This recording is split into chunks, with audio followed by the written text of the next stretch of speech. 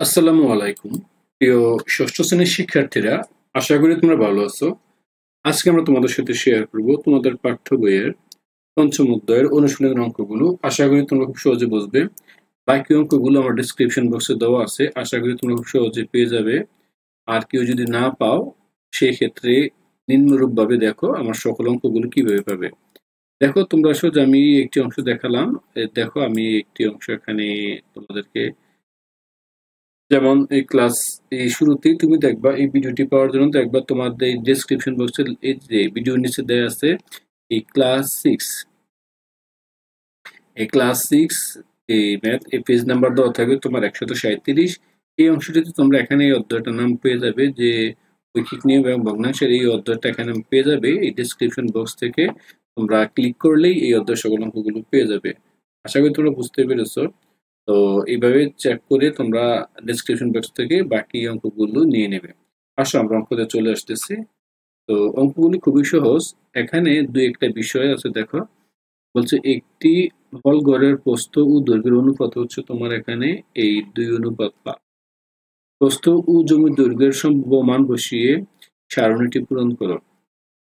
দেখো ওই দৈর্ঘ্য প্রস্থের অনুপাত কিন্তু ফিক্সড করে বলে দেওয়া আছে, এবং এই যে অংশটা দেখো এখানে একটা মান দেওয়া আছে, দৈর্ঘ্য প্রস্থ দিয়ে দেওয়া আছে। এটা লাগবে না সলভ করা। এই অংশটার মান ধরে নিলাম আমি ক, এটার মান ধরে নিলাম এটা হচ্ছে এই খ, এটা হচ্ছে তোমার এই গ। বলছে এই সম্ভাব্য মান বসিয়ে নির্ণয় করার জন্য আমি এটা ধরলাম এই গ, ঙ, চ, ছ। এই চারটা এই অঙ্কগুলো আমরা এখন সলভ করবো। অর্থাৎ এইভাবে বসিয়ে চেক করব এই ক এর মান কত, খ এর মান কত। ক এর মান মানে এই অংশটা। তো আমরা এর জন্য শুরুতেই এই মনে করি এই অংশগুলো আমি আবার এখানে লিখলাম ক অনুপাত 50, যেটা মান দেওয়া আছে প্রয়োজন নাই। এই মানটা আমরা চেক করব।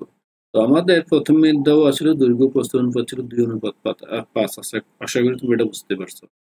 তো এই অংশটা দেখো, এই অংশগুলো এই ক অনুপাত, দেখো এই ক অনুপাত 50, অনুপাত 50 ইকুয়াল টু আমরা কত লিখতে পারি এই, দেখো এই 2:5, কারণ 2:5 তোমার দেওয়া ছিল।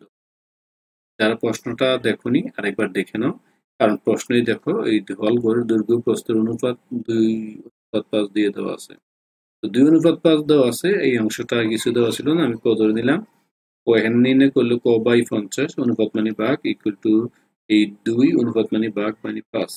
ক্যালকুলেশন যদি করি এটা হয় 2 ইন্টু, এইভাবে হয় যে ক, এই অংশটাতে আমি যদি গুণ করি দেখো এই হয় এই ক ইন্টু 5 ইকুয়াল টু থাকতেছে 50 গুণন 2। এই ক্যালকুলেশন এখান থেকে যদি ক এর মান রাখি, তাহলে দেখো এটা এখানে গুণ আছে, ওই পাশে গেলে ভাগ হয়ে যাবে, আর এখানে এই 50 গুণন, দেখো এই মানটাই দিয়ে দেওয়া আছে। যদি কাটাকাটি করি দেখো 5 কত 20, এখানে 20 আমরা দেখি। আশা করি এটা বুঝতে পারছো। এবার খ নম্বর হচ্ছে কত 40 অনুপাত খ। দেখো আমরা এই 40 অনুপাত খ লিখলাম। এটা এই যে আরেকটি অংশ, 40 অনুপাত খ লিখে ফেললাম। তারপর এই 40 অনুপাত মানে ভাগ, নিচে খ গেল ইকুয়াল 2 অনুপাত মানে ভাগ 5 লিখে ফেললাম। এবার দেখো এটাকে ক্রস মাল্টিপ্লিকেশন করলাম, করলে কত হচ্ছে খ ইন্টু 2 থাকছে কত, এ দেখো 40 ইন্টু 5, 40 ইন্টু 5। এখানে আমরা যেই কাজ করবো, খ এর সাথে 2 গুণ আছে, এই পাশে আসলে ভাগ হবে, দেখো এই পাশে আনলাম, ভাগ হয়ে গেল। অর্থাৎ এই ভাগ হয়ে গেলে কি হচ্ছে, ছিল আমার 5 অনুপাত 40, এখানে গুণ, ওই পাশে গেলে ভাগ হয়ে যায়। যদি কাটলে হয় 20, 20 দুগুণ 40, 5 20 হচ্ছে 100। এর মান হচ্ছে এই এর মান হচ্ছে আমার এই 100। দেখো এই অংশটা, এই 100টা আমরা এখানে নির্ণয় করতে পারলাম। দেখো তারপর তারপরটা ছিল আমার গ। দেখো প্রত্যেকটা কোশ্চেন এভাবে আমি এখানে দেখানো, এটাকে গ অনুপাত 200, এই আগের মতোই আমি গ অনুপাত 200 লিখে ফেললাম। হচ্ছে 2:5, এটা তো তোমরা জানোই, বইয়ে দেওয়া ছিল। এখান থেকে এই গ অনুপাত মানে ভাগ নিচে গেল, 2 অনুপাত মানে ভাগ 5 নিচে গেল। তারপর দেখো ক্রস মাল্টিপ্লিকেশন করলাম, ক্রস মাল্টিপ্লিকেশন করলে কি হচ্ছে, গ এর সাথে আমার আসছে 5 গুণন 5 ইকুয়াল টু 2 এর সাথে গুণ হবে 200। তারপর এখান থেকে ক্যালকুলেশন করলে গ থাকবে 5 যাবে এই নিচে, 2 অনু 2 ভাগ 200। 5 দ্বারা কাটলে দেখো 5 40 হয় 200, 40 দ্বিগুণ গুণ করলে হয় 80, যা এখানে আমরা দেখিয়েছি। আশা করি তোমরা এটা বুঝতে পারছো। তারপর অংশটা দেখো, এটা হচ্ছে আমরা এই এই অংশটা এই 160 ইন্টু গ 2:5। অনুরূপভাবে এই যে গ নিচে গেল 2:5 রয়ে গেল। তারপর আমরা এই দুইটা গুণ করলাম, অর্থাৎ এই গ এর সাথে 2 গুণ করলাম আর এখানে 160 গুণন 5। ওই পাশে 2 গুণন, এই পাশে গেল ভাগ, কাটাকাটি করলে হয় 80। তাহলে এই 80 আর 5 এ যদি গুণ করি তাহলে হয়ে 400। এবার আমরা করব 9 নম্বরটি। দেখো এখানে দেওয়া আছে আমরা যেটা এই লাস্ট এই যে আরেক এই অঙ্কটা এখানে দেখো 9 নম্বরটি। 9 নম্বর দেওয়া আছে কত, ও অনুপাত এই 3/4 ইকুয়াল টু 2:5। এখানে ও রইলো, এই সম্পূর্ণটা ভাগ মানে নিচে চলে আসলো। তারপর দেখো এই অংশটা ও, এটা উপরে যদি গুণ দেই, এই নিচেরটা যাবে উপরে, উপরেটা যাবে নিচে, ইকুয়াল টু থাকবে কত 5/2। তারপর এই অংশটা দেখাচ্ছে করলে। তারপর আমার যেহেতু এই আমাদের যে অংশটা যাবে এটা এখানে গুণ আছে, ওই পাশে গেলে এটা ভাগ হয়ে যাবে। ও রয়ে গেল, এখানে ছিল 5/2। দেখো এটা গুণ করলে চলে যাবে, এই 3 যাবে উপরে, 4 যাবে নিচে।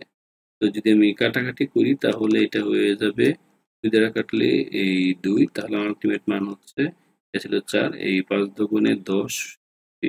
অর্থাৎ দেখো ওর মান কত, এই 10/3 হয়ে গেল। আশা করি এটা বুঝতেই পারছো। এবং আমাদের দেখো এই আরেকটা আছে 2.5। এখন এটাকে আমরা পরে এই 2.5 কে আমরা ভগ্নাংশ যদি ভাঙিয়ে ফেলি, একবার ভেঙে ভেঙে দেখাচ্ছি। এই ধরো এই 25 লিখলাম, আমাদের দশমিকের জন্য হচ্ছে এই 1, তারপর দেখো 2টা অঙ্ক, তাই 2টা এই অনুপাত এচ্চ আমি লিখতে পারি কত 2:5। একে যদি সাজিয়ে লিখি তাহলে যে মানটা, এই মানটা হবে এই দেখো বলো 225 আর ভাগ 100, অনুপাত মানে ভাগ, তার নিচে চলে আসবে চ, আর এখানে কত এই 2/5 রয়ে গেল। ক্যালকুলেশন করলে দেখো আমি যদি এটা মিলাই, 225 গুণন উপরে যাবে, দেখো উপরে যাবে চ, নিচে আসবে এই 100, কত 5/2। এটা বুঝতে পারছো। তারপরে আমি এখানে জায়গা সংকীর্ণ হয় বিদায় আমি আরেকটু এখানে দেখাচ্ছি, একেবারে ভেঙে ভেঙে দেখাচ্ছি। তারপরে এই চ এখানে রয়ে যাবে, দেখো এই তারপরে এই অংশ, কিন্তু তারপরে এই এখানে দেখো এই কত, এখানে আমার এই 5/2 রয়ে যাবে। আর এখানে দেখো উপরে ছিল 225, এটা যদি ওই পাশে যায় সমান সমান ওই পাশে, এটা নিচে ছিল 100 চলে যাবে উপরে, আর 225 চলে আসবে নিচে। কাটাকাটি করলে হয় 5 বেশি 100, এটা কাটলে হয়, আমি যদি 5 দিয়ে কাটি, 4×5 20, এটা হয় আমার কত হবে বলো তো? এটা হবে আমার 20 40, আর এখানে হবে 5, এটা হবে 45। দেখো আলটিমেট এই যে মানটা,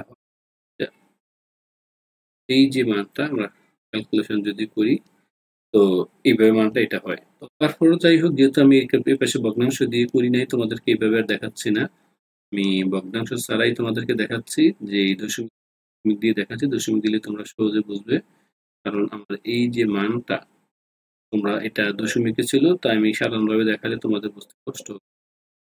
ভাগটা তোমরা ছোট মানুষ নাও বুঝতে পারো। দেখো অনুপাত মানে ভাগ, চ নিচে চলে আসলো 225। তাহলে কত, দেখো এই 2 ইন্টু 2 রয়ে গেল, আর এই 2.25 ইন্টু 5 এটা রয়ে গেল। তারপর এখানে চ ইকুয়াল টু কত, দেখো এটা গুণ আছে, বেশি গেলে ভাগ হয়ে গেল। তারপর এরকমটা এই দুইটা গুণ করে ভাগ করলে মানটা এটা হয়। আশা করি তোমরা এটা ক্যালকুলেটর দিয়ে দেখে নিবে, বা গুণ করে তাকে 2 দ্বারা ভাগ করলে দেখো এই মানটাই চলে আসতেছে। শিক্ষার্থীরা, এই আশা করি এই অঙ্কটা বুঝছো। এবার আমরা যাব এই লাস্ট অঙ্কটি। আশা করি ওই অঙ্কটি নিয়ে তোমাদের কোনো প্রবলেম থাকবে না। যদি কেউ এক্ষেত্রে না বোঝো, সেক্ষেত্রে অবশ্যই তোমরা ভিডিওটি বেশ কয়েকবার দেখবে, দেখলে তোমাদের মনে আর কোনো প্রশ্ন থাকবে না। এবার দেখো এই আমাদের সর্বশেষ অঙ্কটি হচ্ছে এই 15 সমস্ত 5/3 এটাকে বাঙ্গাই। যে বাঙালি কত হবে, ধরো এই 5 থেকে 5, 5 15 75, 75 আর 3 78। তাহলে আলটিমেট এটা মান হবে এই 78/5। পারছো কিনা? তাহলে আমরা 78/5 লিখলাম, নিচে অনুপাত চলে গেল 2:5, এটা বলছো। দেখো তারপর এখানে গুণ করলাম, সো ইন্টু 2, বুঝতেই পারছো এই 78/5 তার সাথে গুণ হয়ে যাবে 5, অর্থাৎ এই দুইটা ক্রস। তো তারপর এখান থেকে এই 2 এই পাশে গুণ আসবে, পাশে গেলে ভাগ হয়ে যাবে। দেখো এই 5 কাটা, তাহলে 78/2 হয়ে গেল। এইভাবে আমাদের কোশ্চেনটি শেষ হয়। এখন আমরা এই খালি ঘরটা ফিল আপ করে দেখালাম। প্রথমটা ছিল 10/25। দেখো এই হল ঘরের প্রস্থ 10, প্রস্থ 20 হলে দৈর্ঘ্য 50, 40 হলে 100, 80 হলে 200, 160 হলে 400, এই 10/3 হলে এটা 4/3, এই 2.25 হলে এটা হয় 5.25, এবং 15 সমস্ত 5/3 হলে হয় 39। শিক্ষার্থীরা, আশা করি এই অংশটিও তোমরা বুঝেছো। সর্বশেষ একটি অঙ্ক দেখো, বলে দেওয়া হচ্ছে তোমাদের শিক্ষা প্রতিষ্ঠানের যে কোনো 3টি কক্ষের দৈর্ঘ্য ও প্রস্থ কত তা পরিমাপ করো, অথবা শ্রেণী শিক্ষকের সহায়তা তথ্য সংগ্রহ এবং প্রতিটি শ্রেণীকক্ষের দৈর্ঘ্য প্রস্থের অনুপাত বের করো। খুবই একটি সহজ বিষয়।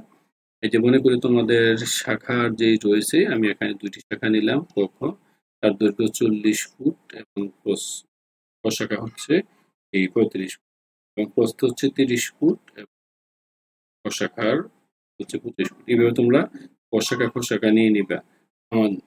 আশা করি এই শাখার দৈর্ঘ্য ও প্রস্থ পরিমাপ করতে গেলে ওই শাখার শ্রেণীর শিক্ষক আমাদেরকে জানাবে, বা লক্ষ্য করো প্রস্থটির দৈর্ঘ্য, প্রস্থ ইত্যাদি তোমরা ধরে নিবে। তো যাই হোক, যে দুটা ধরেছি দুটো অঙ্কটা করে নেই। এখন দেখো এই প্রথম কক্ষ বা ক শাখার দৈর্ঘ্য প্রস্থের অনুপাত দেওয়া আছে 40 ফুট আর 30 ফুট। 40:30 লিখে ফেললাম।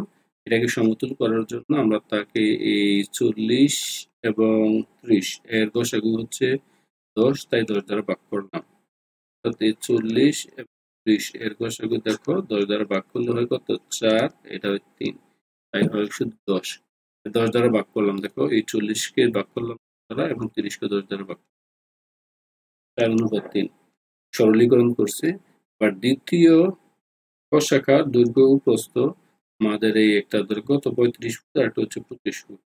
তো এখান থেকে ক্যালকুলেশন করলে আমরা তার গসাগু 35, এটা হচ্ছে তোমার 25 গসাগু করি, আমরা বুঝতেই পারি 5 আর 35 + 5, তাই 5 দ্বারা ভাগ করলাম, ভাগ করলে হয় কত? 7:5।